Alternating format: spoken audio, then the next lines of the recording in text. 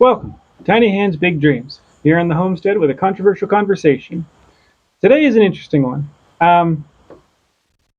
We have two groups that we both sort of agree with and also very much disagree with, and they both are on the same subject. And we have legitimate concern people may die. Like, sounds dramatic. It sounds dramatic. Not necessarily but wrong. We're watching this. I guess one side's a train wreck, and one side is just head stuck in mud like ostrich. Do you want to? Well, what are we talking about? What are we talking about? So the subject is canning, home canning on the homestead in your home kitchen. This is something that was figured out 50, 100 years ago, long time. Depending on who you ask. Depending on who you ask. Hate the term, but let's call it settled science. Yeah, it's pretty simple. There's a time and there's a temperature. You get food to a certain time, a certain temperature for a certain amount of time. Bacteria of certain kinds die. It's a computable thing. It's a testable thing. Not everybody agrees with that reality. And some people agree, perhaps too strongly, with certain things. So there's two very large groups of people. Yeah. So there's basically people who want to do whatever they think is right. There's no nice way to put it. They're just, they're dangerous. They're just downright dangerous. And this is not coming from a place of like, oh, but you're doing this terrible thing. I'm pretty much, you do whatever you want. Yeah, we've got all buckaroo here at the edge of the Amazon, living by our own rules. We're not one to like follow the. And I pretty much like, you want to do something that's stupid and might kill you, you know what, that's on you. But when you start sharing that publicly on the internet with people who don't know and encourage them to do something that is just this factually, is a safe way. It's just factually unsafe, and you're encouraging people who don't know better. That's where I personally have a lot of issues. So it's the old phrase, you can learn to break the rules once you learn the rules. Yeah. So there's the side of people who are just doing whatever they want with canning, who don't follow any rules. That's pretty much the Wild West. It's dangerous. And then you have the side that is the super by the book, like so unbelievably strict by the book that it doesn't make any logical sense. And while they aren't necessarily dangerous, there's also a lot of, I don't know, it's very discouraging. If I didn't know better, I would just be terrified about the entire thing. Like, it's so hard and scary, and I don't know. Yeah, they get into these tiny details. This tiny thing is absolutely very nearly possibly different. Therefore, the entire recipe is void. You can't use, and you have to exactly follow the recipe that is provided by the big name, like zero possibilities. Whatever it is, the national outside of those exact recipes followed to the letter. Yes. Which is not true. The one that always got me, somebody asked, and I'm part of like a bunch of different groups and forums and things on all the different sides. And somebody asked of a group that is incredibly by the book, something about canning meat and what size it needs to be in. It doesn't need to be cubed, it should be one piece. By the book, strictly speaking, it has to be 2 pieces. It can't be 1 piece, it has to be 2 pieces, which to me is completely illogical. It makes no sense whatsoever. So as long as you cut the piece of meat into 2 pieces and shove them in a jar, that's fine. 1 piece is not fine. And that's the kind of thing that where'd the logic go? And what is the standardized meat shape? Where did you logic? Like, and we get it. There's science involved. There's surface area. There's heat diffusion. And I don't understand all conduction. Of it. But yeah, and there's a bunch of these where these people are like, oh well, I cut my tomatoes slightly different size. When I processed it. Oh no, throw it all out. You're gonna die. That's the big one. I think that was the one that got me into like trying to figure out if I really need to follow the books exactly. Is the fact that you're not supposed to can diced tomatoes. You can can whole tomatoes and tomato sauce and pretty much any other tomato product except for diced tomatoes. And I cannot, And you the can do life salsa. of me, you can do salsa because it has other ingredients which somehow magically change things, which actually makes no sense because then it would have lower acidity. So it would actually be a bigger problem. With those diced tomatoes. Don't know. I've never been able to understand that. And that's, so there's the people that will just say you have to do it this way. And if you question that, well, you're just wrong. They won't give you reasons for why. They will just simply say you have to follow the rules. You have to follow the rules. And the rules change. Blindly follow the rules. And the rules change. There's always updates to all of the... I know, that way you've been doing it for 20 years. Well, it's changed. And now you're going to die. Suddenly unsafe, which is silly. It is silly. But there is at least science behind that. There is. And somehow what is lost on this group is that the agencies that do this do not test every variation of everything, of every possibility. They just, there's just not the time on the earth. I mean, there's literally infinite variations. Yeah. So they pick and choose and things, and they give you kind of examples, and you're supposed to follow those closely. Now, if you alter a recipe and you change the acidity, you change the pH on it up or down. Okay, well, you've altered it, perhaps functionally. If you change from a pint jar to a quart jar, well, that's a bigger jar. It has slower heat entry into the center of the jar. You could need a longer process time. But now, the actual rules say on certain recipes, you simply cannot process in a quart. You could only process in a pint, which again doesn't make any sense. Because if I put a jar in a pot of boiling water, it will never ever get hot in the middle. And we know that's not true because it will. It may take some minutes longer. But it will. Well, and that's, people say, the pressure canning versus water bath canning, certain things for certain products, okay. And the rules are certain things have to be pressure canned. Now, I don't think that's necessarily true, understanding the science and understanding that you will need to water bath for 3 hours. So, which will change the texture. Right, so the Amish way terribly. Is what I've seen it referred to. And the Amish way is they didn't have a pressure canner. They had to boil can, but they would do it for a very long time. Remember that time versus temperature. No, you don't have to hit 250 degrees at 15 psi on a pressure canner, but you have to hold that lower temperature for much, much longer. Yeah. So, does it still work? Yes. Yes, it does. But can the books actually give out every variation and all the graphs of time versus temperature of every recipe in every size jar? So, where we see this get dangerous is we see someone like, oh, I processed tacos in a jar. I don't know, something random. It's the milk that always gets in milk. And they're like, oh yeah, I just put it in the canner for 10 minutes. No. It's vent for 10 minutes. And when it comes up to pressure, turn it off. Oh, that's right. No actual time at pressure. No actual canning. Now, actual canning, you start the time when it reaches pressure. That is, you brought everything up to temperature, and the water is at least at full temperature, and then it's how long do you have an ingress of that temperature? Okay.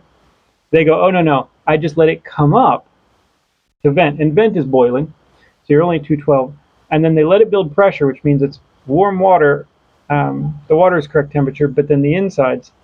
But then they just turn it off again. So you just touch that temperature, which means it never reaches the inside. No. Your chances of proper sterilization is basically zero. You just hope that you didn't have what is the terrible botulism. You just hope you didn't have some of that in there before. And then everyone will always say, well, you can just boil it when you open the jar. Nope. Because that will just take care of it. Or smell it. We see these posts. If it smells good, you can eat it. Nope. Botulism cannot be smelled, tasted, or boiled away. And it's toxic in the microgram dosage. It is so freakishly small of a pinprick of amount. And you can't. And we see this over, just smell it. Oh, there's this. Oh, it's fine for me and my family. And at some point, I start to wonder, Is there a way to keep track of all of these people and all these groups to see when they just stop being on Facebook because they died? And it sounds really dramatic, and I'm sure that most people are fine. And then realistically, by the numbers, I'm sure most people are fine. But people get into it for like their first thing, and they find this group, and they're like, See, that's what gets me. Oh, that's all I have to do. And then there was the open kettle. Yeah. Which is basically, you take you take like a hot jar and you put hot contents in it and stick a lid on it and a ring, and you call that canning. Yeah. Because it's sealed. If it seals, they're like, oh, it's sealed. Sealing is not canning. I cannot. Sealing is not canning. It is not. I'm sorry. I don't care what you believe. It is not. It is sealing. I can seal stuff at room temperature by slight changes of like pressure, temperature thing, something. It's not canning. It's not canning is a food preservation method. And maybe that's what people are missing. This is not cooking. This is preservation. If you want to cook things, you just do whatever you want. Honestly, like, it doesn't really matter. Sure. You can do all kinds of wild and crazy things. Call it a day. It's fine. But you're not canning. You're not preserving the food to be shelf stable. Yeah, you have to guarantee a 0 bacterial count. So I forgot to mention it earlier. As part of controversial conversations, comment, respond. If you disagree with something, say it. Provide evidence of some nature. Talk about it. That's great. Do not simply click the dislike button. Be like, well, I dislike that, so I'm just going to click dislike and run away. That does nothing for anybody. It really doesn't help. If you differ in your opinion, you have to say that. And we're going to try to keep this going with many different conversations, which require conversating. Yeah. But sealing is not canning. No, and we see people, and they tell them this, and you're not allowed on this group to disagree. You're not allowed to tell them, like, that is dangerous. What you have done will not work. And then sometimes you see the post of, like, hey, this is all separated and turned green and brown. Is it safe? No. And sometimes, a lot of times, most people will say no. And sometimes they'll be like, oh, I don't know, just smell it. If it smells okay, like... Botulism doesn't smell like anything. I'm sorry, but... Oh, boy. You have to have a bit of knowledge before you share a bit of knowledge. But the problem is they think they do. They've been told they do. And that is the most dangerous totally kind of person. It is not okay, especially people starting out. Be like, look, it's a thing, it's an art. Learn, do some basic stuff. Learn it by the rules. Learn that you can then get around. The important part is learning the science of how canning works. And if you want to only ever play by the rules, you don't need to learn it. It's fine. Just follow the recipes. You're fine. If you want to be able to deviate from those recipes, you have to understand it at least on a basic level. So there was a pickle recipe that we found years ago. Now, normally you make pickles. You process your cucumbers. You get them ready, and then you boil them for X. You can them. Right. You can them for X amount of minutes. However, you get a mushy pickle. Mm-hmm. Refrigerator pickles, delightful, not canned. Standard canned pickles, not great. So we find a recipe where someone has actually gone and found that razor edge line of, like, okay, if you go too far this way, you get a mushy cucumber. If you go too far this way, it's not properly processed. If you hold 167 degrees. I don't remember what it was. It was like exactly. An exact. But it was like an exact number, not two more. And you hold it for a certain amount of minutes. You can critically kill, between that and the acid and the salt, all the organisms in that particular thing. So, following that recipe, we were able to make delightful, crunchy pickles. Mm-hmm. And they also lasted. We didn't have any failures. We kept those for... Oh, we went pickle crazy one year. We went 4 years or something? 5, 6, I don't know. So they sat in the shelf for a long, long time, and they were totally great and delicious, and people thought they were amazing. You can break the rules. That wasn't like an official published canning thing. And the sticklers for the association recipes, right? They'll say, well, you can't do that. Well, you can, and it is safe.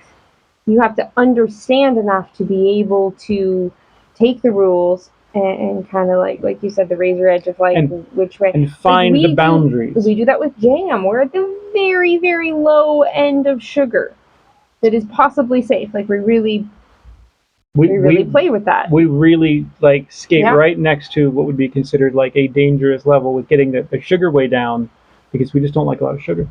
But there's so many people of just like, oh, well, yeah, if you do it the normal time of 40 minutes, the texture's terrible. So I just do it for 5. The one that gets me the most, the people who are just like, well, I don't like the product, so I'm going to do it different. That's where it goes back to, I don't think that people understand the difference between cooking and canning. It's like you can't just do that. Obviously, yes, it's better. Yes, everybody agrees it's better. That is why it is not typically a recipe that you will find for canning, is because to make it safe, it is gross. So don't can pasta because it will be gross. Ooh. It just will, and everyone's like, well, it's not good. Well, just can it for less time. Yeah. That's not We've the seen a lot of answer. gross things. A lot of gross things. I wonder if I can can this. I mean, I'm all for, if you like it, that's fine.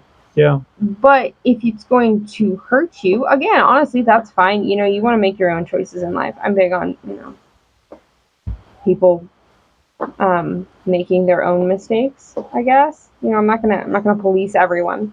But when they're telling other people who don't know better that that's a safe way to can food, that's where I get really frustrated. People, go and to we just sit there and some of these we're just like pulling our hair out, like, no, please, someone, for the love of God, like, tell them that's not okay. Yeah, but they don't, because they think it's perfectly fine because somebody told them it was perfectly fine. Yeah. And it's dangerous. I don't know. I never know where, I can't really be part of either group because I don't really agree with either group fully.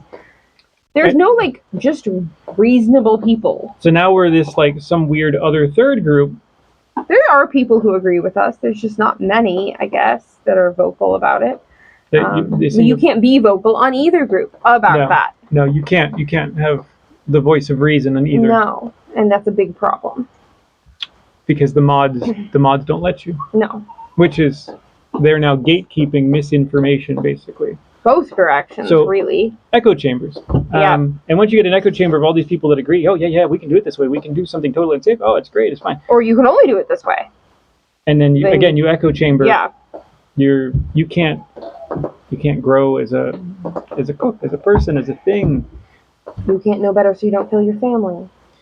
Yeah, or give them away. And we've also seen oh, I don't know, somebody gave me this. I've seen the people who... Historically, I have been given canned things, and I have never thought twice about oh, that's great. Something. Now I do.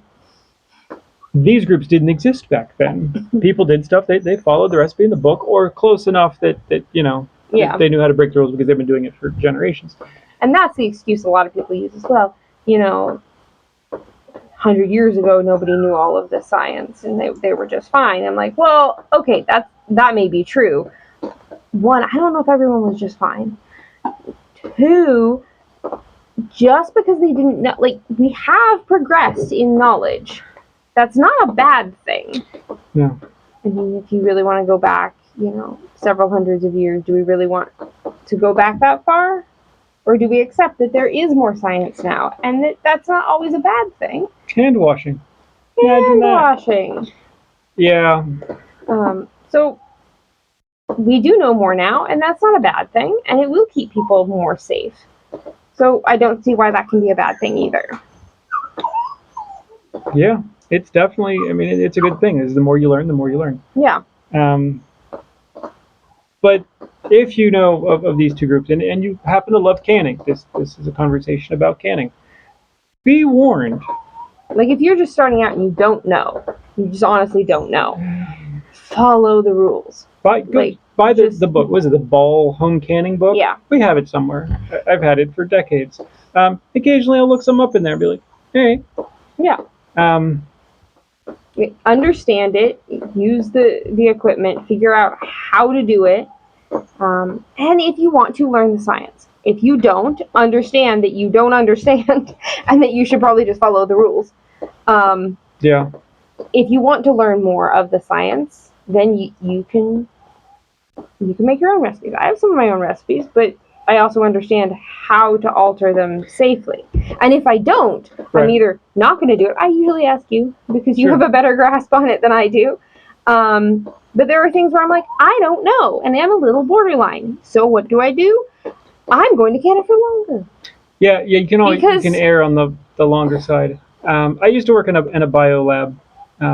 We used to do tissue culture of plants, so you had to prepare all your meat. You had to go through an autoclave, which is just a pressure canner, big fancy pressure canner. Um, you have to take all your samples. You make all your plates. You put them in. There's an exact temperature and time. This is no different than pharmaceutical manufacturing or commercial food processing. If you do not follow the exact time and temperature, you get your little dishes out, and sometimes some of them will just take off, sealed. You've never opened them, and they'll take off with a bit of fungus or things or bacteria because you didn't process them correctly. So I've seen firsthand, like, it really does take like a certain amount, and then the recipe or the instructions usually call for a little margin of safety there, slightly over, to account for variations of variables. Your elevation, your gauges are slightly different. Small things. There's a little bit of buffer built in there, but not just I'm going to take something that had to be pressure canned and open kettle it. it's terrifying. It's terrifying. But I don't think, and I worry it's going to discourage people on both sides. If you're new to canning, I think both are discouraging. Well, Because if you buy all this stuff and then you do it the way these people said, and you look at it and you ate the first one that night, and the rest of them turn into some sort of science experiment. Well, so it's either that side or it's the side of being completely overwhelmed that it's so scary. Because the other side basically makes you feel like, I mean, I was terrified of canning. It makes you feel like it's true. Everything's so scary, and you have to be so exacting, precise, and you can only follow these recipes. And if you change one tiny little thing, I did it for 1 minute less. That's it. Throw it out. You're going to die. There are some strange rules. And I can't. There are certain things I can't forget that they said. You're supposed to let a jar sit for 12 hours. Right. Once you take it out of the canner to properly seal.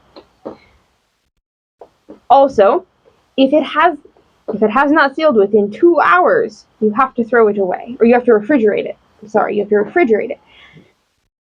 Think about it. Yeah. If you've let it sit for 12 hours and then discovered that it has not sealed, you have to throw it away. That's the rule. Well, that doesn't make a lot of sense, does it? There's a lack of just practical common sense. There's some weird things where the data points don't exactly connect into this perfect mesh. They do not. And this is where normal, reasonable people can make reasonable assertions once you understand the subject matter and the science. And you can't just claim that in your household physics is different. No. So, I mean, and that's going to upset some people. Yeah. My suggestion is to I don't want to see your family get sick. My suggestion is to learn the rules. I say this about everything. You can't break the rules unless you learn them first. Yep. Learn the rules, understand them, learn how you can safely break them. I safely break the rules of canning all the time. We safely break the rules of life all the time. But we're mostly safe about it. Yeah. I mean, we live a life without guardrails, as you would say. Sometimes there's not even an edge to the building we're on. We could just fall off. It's true. But we don't. Because we're intelligent about it. Sure. So that's the thing that's missing with a lot of the canning that is happening. As we've seen this rise in home canning, which is great. You also see a rise It's a lot of fun. But we're watching this rise of like just crazy misinformation, and it's growing quickly. Yeah. So I guess I would just hesitate to believe what people say, which sounds terrible. But honestly, like, You can't just believe what people on the internet say, which is unfortunate. As we've said it before, information is getting weirder and weirder to find, and it's just sort of fragmenting. And it's not all artificial. Sometimes it is real people making very poor exclamations of facts. And like, they just believe that absolutely fine. they can just change reality, and it works for them, therefore it's going to work for everybody else. And then that sort of spreads like some sort of wildfire. Yep. It's concerning. Yeah. So. Well, it is what it is. I have to go can some bone broth. Delightful stuff. I highly recommend it. Yep. Yeah. It's what keeps our joints working. Mm-hmm. So, well, this has been a controversial conversation. Please comment, like, subscribe. We do these every so often, but take part. Let us know what you think. Thanks for watching.